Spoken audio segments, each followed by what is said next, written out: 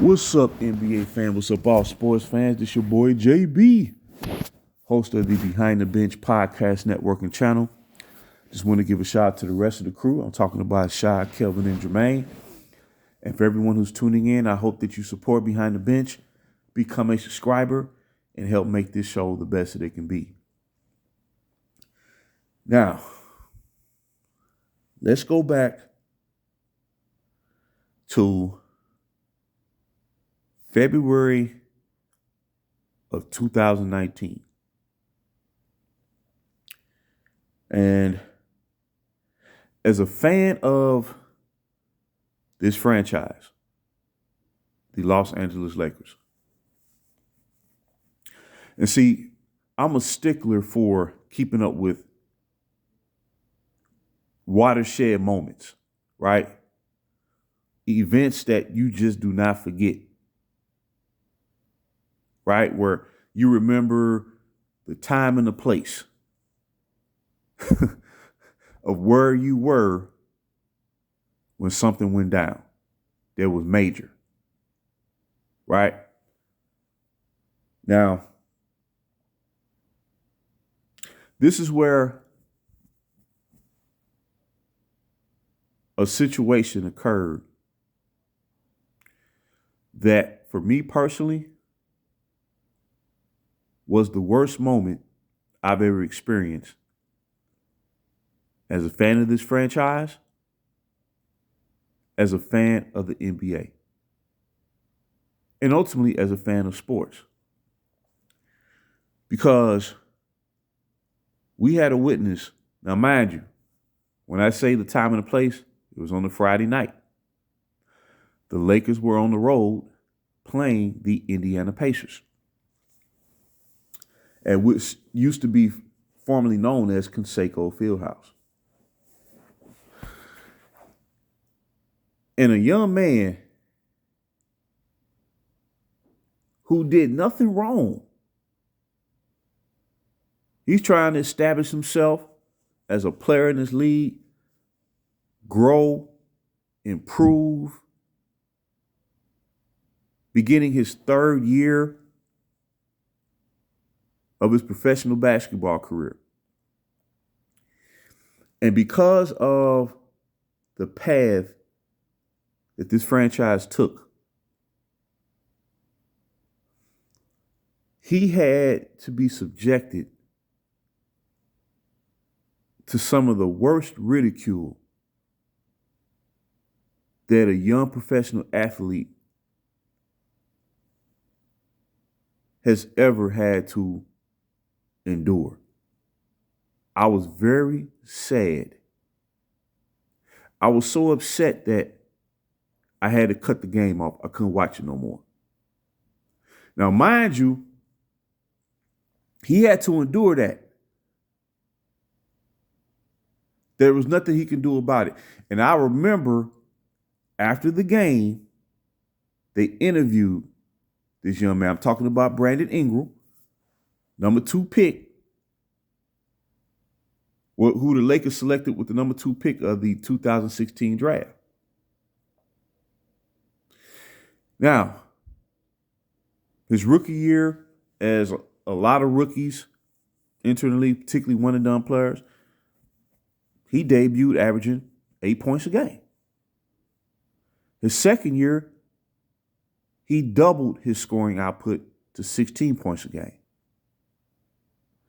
In some kind of way, during his third season, as his game became neutralized, he was still able to average 18 points a game. And 4 to 5 games prior to this contest,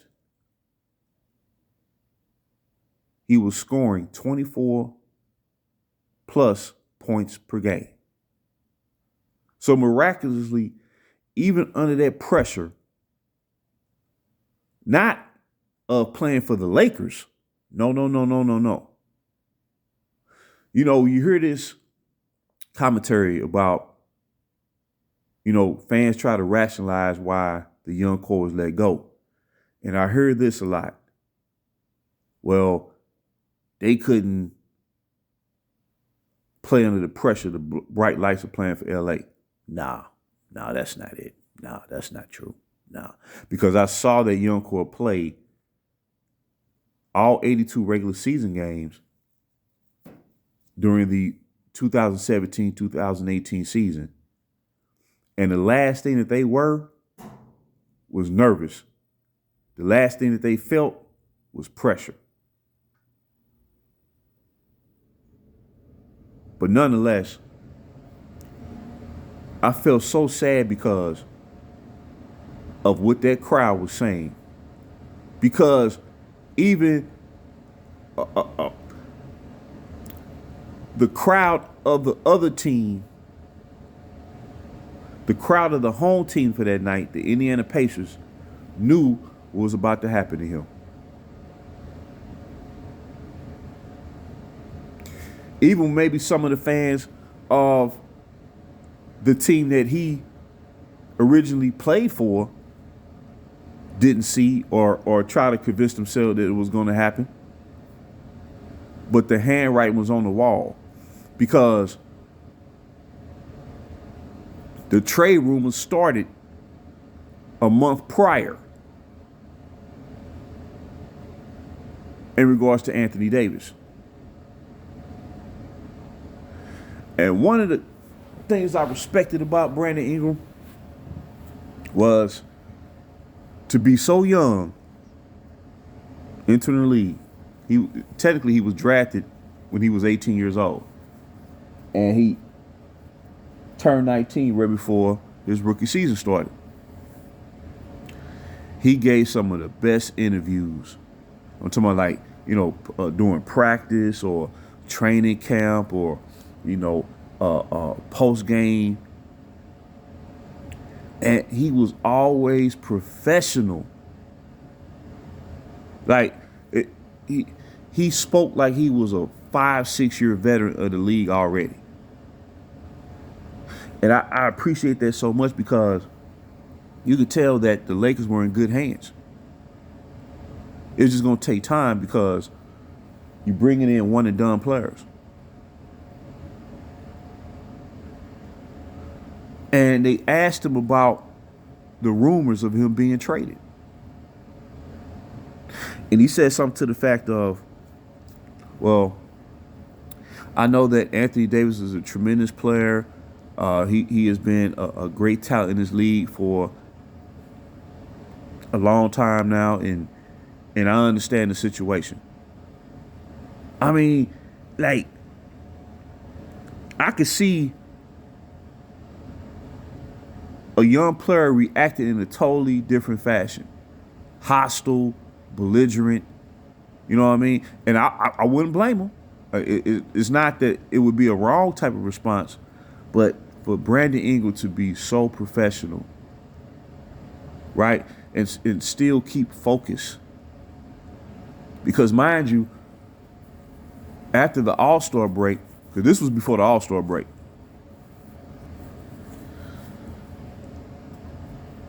when the second half of the season started after the All-Star break, Brandon Ingram went on a tear. He was averaging 27, 4, and 5. And I remember games where the Lakers played the Milwaukee Bucks, the Philadelphia 76ers. Brandon Ingram was scoring like 30-plus points. He was scoring on double teams.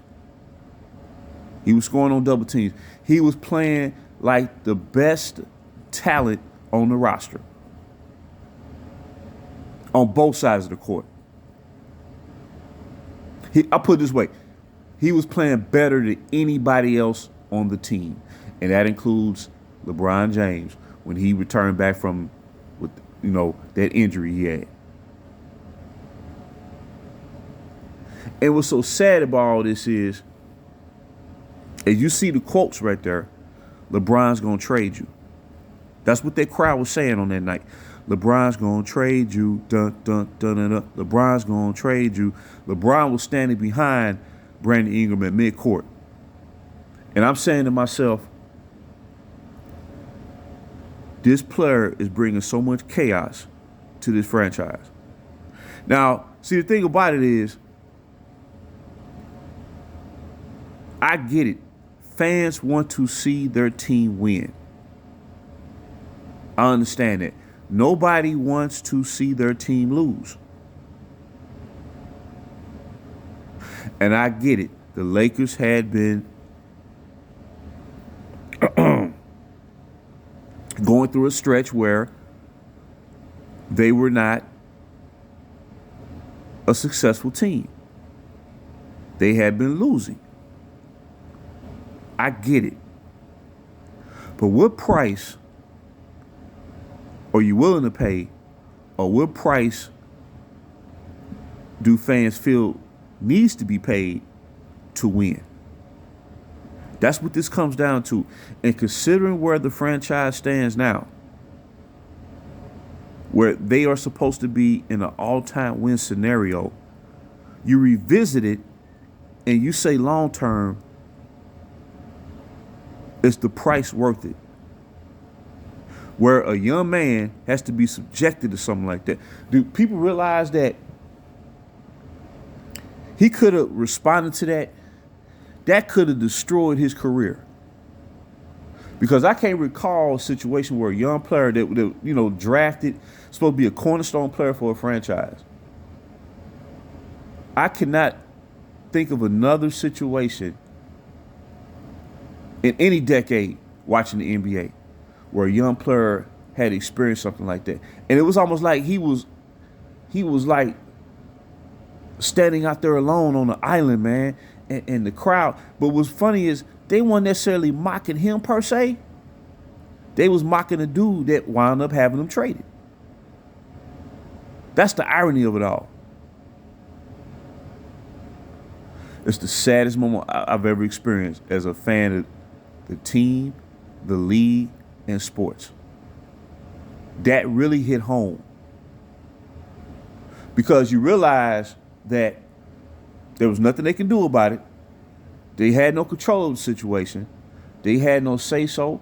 They really had no, I don't necessarily want to say power, but there was nothing they can do to stand up to the influence of a player like that. They had to weather the storm. And all those young men that were let go, they basically had to fend for themselves. And they had to reestablish their careers with teams that they really shouldn't have to be playing on. But you have to play somewhere unless you're going to retire.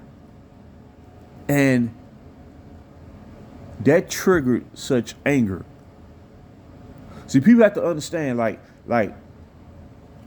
I know no fan is better than the next. No fan is better than the next. So I'm not trying to come across that way. But for me, the way I supported the original young core, the real young core, is the exact same way that I did for the players who the Lakers drafted post Showtime era during the early 90s. The Eddie Jones, the Nick Van Exels, the Anthony Pillars, the George Lynches, people like that. And then later on down the road, the Kobe Bryants, the Derek Fishers. I'm talking about as far as drafted players. And see, when you drafted players like that, man, now mind you, those players during the 90s, they were into the league at 21 years old on average.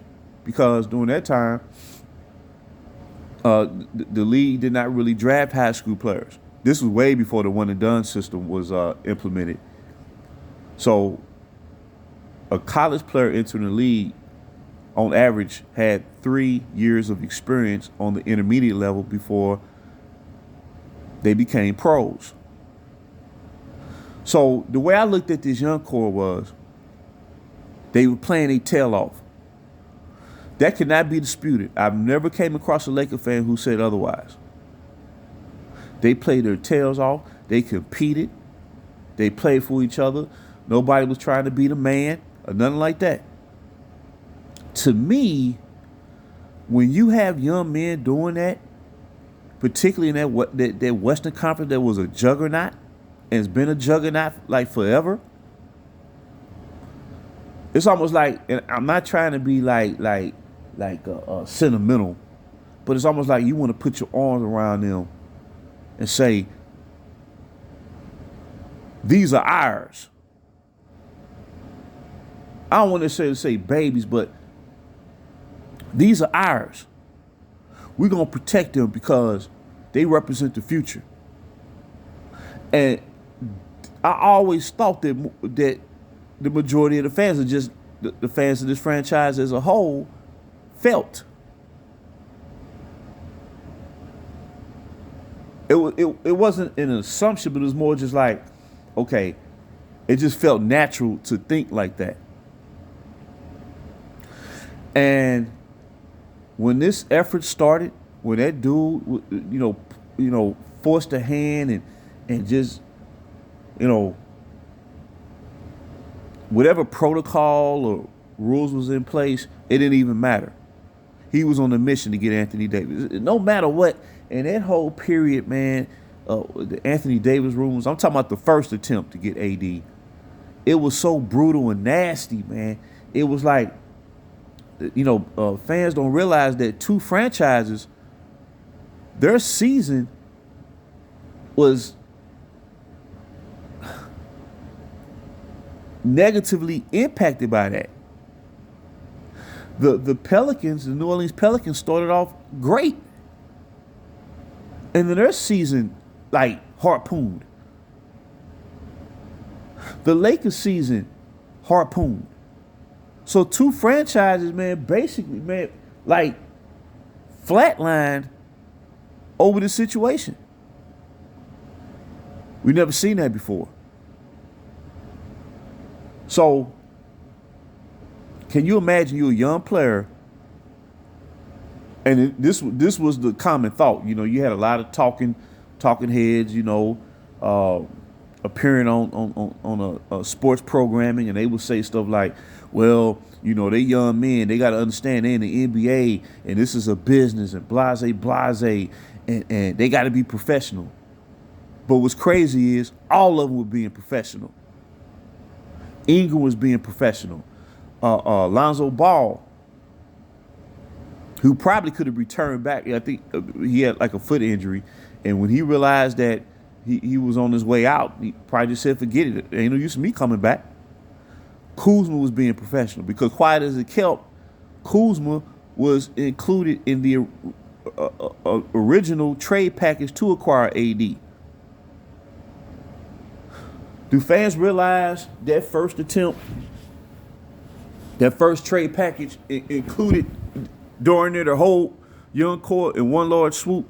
It was going to include Brandon Ingram, Kyle Kuzma, Lonzo Ball, Josh Hart, Ivica Zubac, along with I believe Rajon Rondo, and draft picks. So think about this. This is how bewildered the situation became. Let's say that trade went down, because for all practical purposes, New Orleans should have took that trade.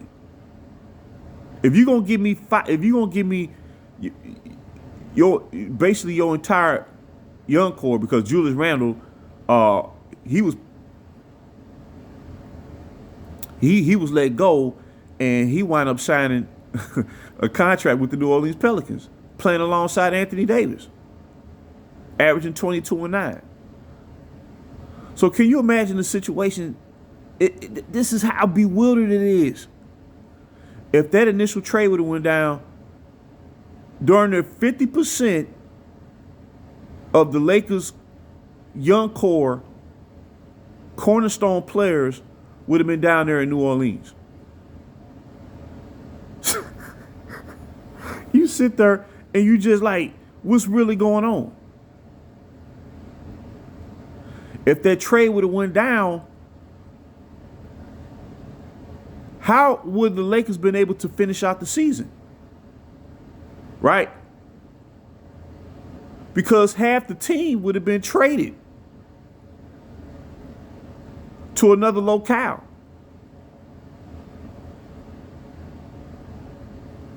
So when you saw this go down, man, you just say, man, this is chaotic times 10. But these young men weathered the storm, man. They never said nothing bad about the franchise, man. The very franchise, man, that they was willing to, and they wanted to, represent for the future, man. And like I said, you never heard no fans say they weren't playing hard and giving 100%. They was giving 150%. And if they had been playing in the Eastern Conference, they would have made the playoffs. That's what people were saying then. Oh, man, if the Lakers, we was in the Eastern Conference, man, this young core, we'd be in the playoffs. But to see a young man have to endure that, man. He was right there at the free throw line. He was at that free throw line. And that crowd.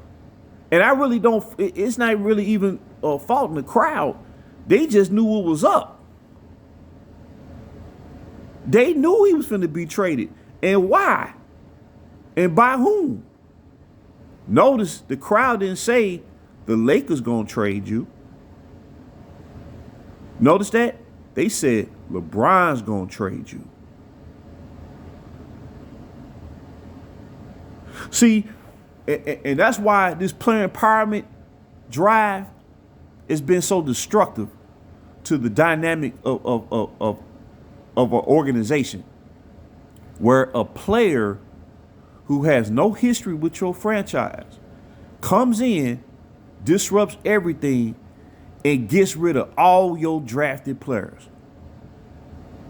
Really over the course of 2.5 seasons. Because, as I mentioned, Kyle Kuzma was part of the original trade. So you're going to have 6 to 7, you're going to have a center, a power forward, a small forward, a point guard, 2 reserves, along with a veteran player, and draft picks, all transferred to a different locale. How you gonna finish the rest of the season? I'm telling you, man, it's like when you really break it down, man, it's like Twilight Zone. That's why I made up my mind on that night, because I knew they were gone anyway when all this started. But on that night, that triggered something to say, you know what? I'm going to back these young men, because what's going on with them, they don't deserve. See, it ain't like they came in and drafted by the team and they was loafing, messing around, stuff like that. This was different. And it goes back to, you start thinking about that Summer League tournament 2017, man, and you just felt this positive vibe, man, like, man, a new era's finna be ushered in. And it's all been disrupted, and it's all been eradicated. That's mind-blowing, man. And then you ask yourself, now, a lot of fans are going to say, and I get it, man. They're going to say, man, well, we got a title out of it, man. But when you look at the history of the franchise, or any franchise has been successful a long period of time, no professional sports franchise in any other major professional sports leagues, when it comes to team sports, they never exhausted all their assets in one large swoop and mortgaged themselves off in grand fashion to pursue winning. Not one. In any team that became a dynasty in NFL, baseball, basketball, they started from scratch. That's how the Lakers became the Lakers. But as I say, see, in the back of people's mind, we all know that young core was sacrificed. We all know that. Now, because it happened. In order for this dude to get what he wanted, that young core had to be sacrificed. And that's why I say everything the Lakers been trying to achieve since then stands on their shoulders. Even though they had not won anything yet in their career, I ain't gonna say not won anything, but we're just starting off in their careers. Everything that they've been trying to achieve since stands on their shoulders. How could it not be when they supposed to have represent the future?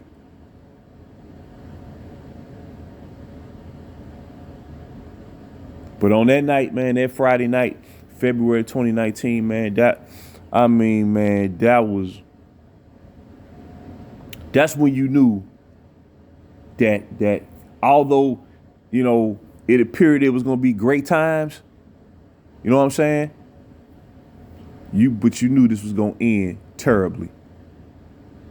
And look where the franchise stands now. It's easy to say, well, you know, we'll pick ourselves up, man. You know, we the Lakers, and we'll get a superstar down the road. But you don't know that.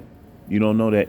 The Lakers. When I mean you, I don't mean individual. I'm just saying in the grand scheme of things. When the Lakers started over in the early '90s, they weren't saying, well, 4 years from now we're gonna get Shaquille O'Neal. No, they said we're gonna build up around the players who we drafted. And by the time they was in position and where the stars line up to where that was a wild card move. Getting Shaquille O'Neal wasn't even supposed to have happened. Shaq was upset that Orlando did not offer him the contract that he felt he deserved. And ironically, the reason that Shaquille O'Neal eventually agreed to sign with the Lakers is because he saw videotape of a workout video by Kobe Bryant, where he said, man, this young kid gonna be something special. I'm finna sign. That was the selling point, and that's what sealed the deal. That's how important young talent is in this league. When you relinquish that, it's almost like you don't have a team. You just bringing players in and out every year. Now, it's almost like you're forced to try to go win now. See, it's a slippery slope. And when you cross that into that realm, you lose your center. It's almost like you lose your identity. You lose your anchor. And now you're just out there winging it, man. And that's what's going on with the franchise right now. But they didn't have to wing anything. When they had a real talent, you ride the wings of your real players. And see, what it comes down to, in closing, I'm going to shut this down. See, when Jerry West saw Kobe Bryant in high school, he believed that. See, that's where talent evaluation comes in. Belief. You see a player, man, you see what they potentially could become down the road. Not what you see at that moment, but what you see down the road. And Jerry West saw Kobe Bryant becoming who he became 4 years down the road. Even when he was criticized by pundits across the league, Jerry West was not thinking the now, he was thinking the future. That's why Jerry West is considered the greatest talent evaluator in the history of the NBA. And the Lakers scouting department draft is so great that they saw they saw in their mind what their young core could become 4 years down the road. And was sad about it, would never get to see it while they was in that uniform. And I think they would be better players on their actual team than where they playing at now, because they want to be Lakers. And you never get rid of players who want to represent your franchise once you draft them. Never. You never do it. You never do it. But on that night, it was so dubious. In my mind, I made up my mind, said, I'm going to support these guys wherever they go and roll with them and support them and root for them no matter what. So I just want to drop that gold nugget. And until next time, this is JB for BTB Behind the Bench.